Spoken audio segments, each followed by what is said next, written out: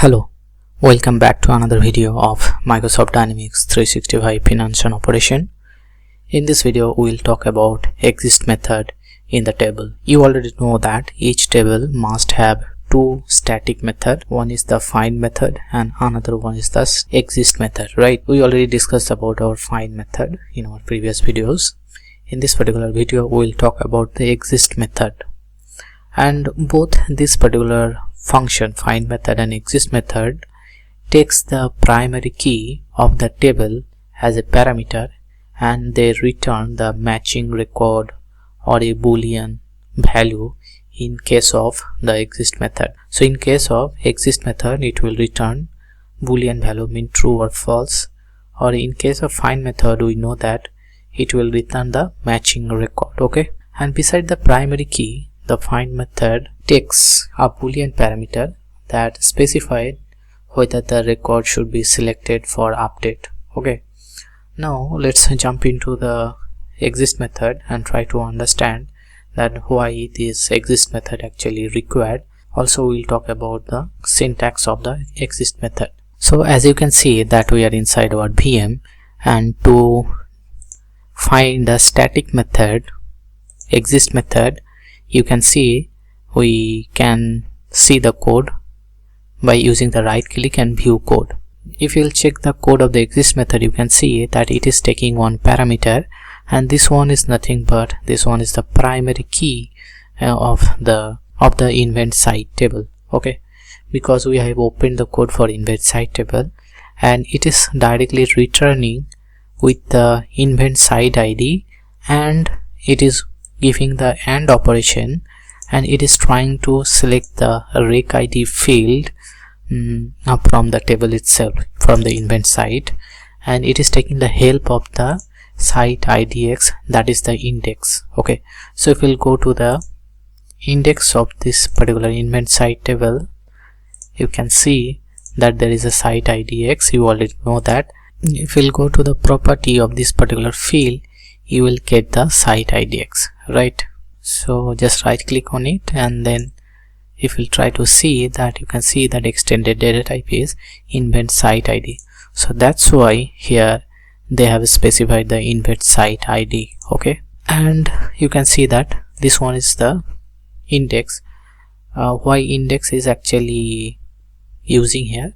Because if we will use the index, then the retrieval of the data will be faster. So that's why it's using the site IDX, and in the while condition you can see that it is actually matching the record for the invent site ID, the parameter that we have passed.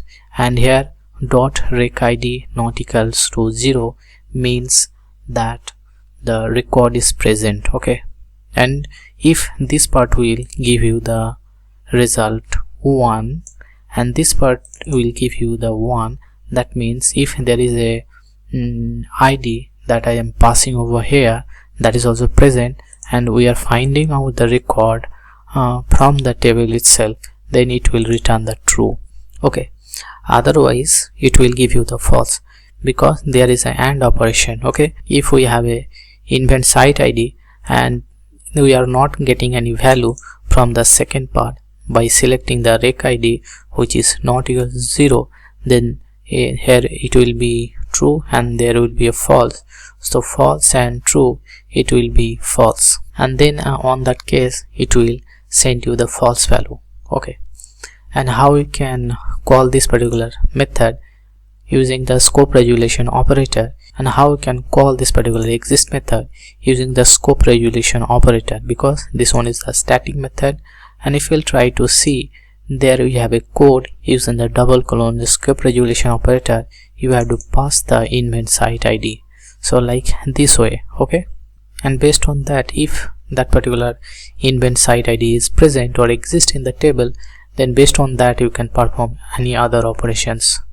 Now let's look at another table, that is the customer table.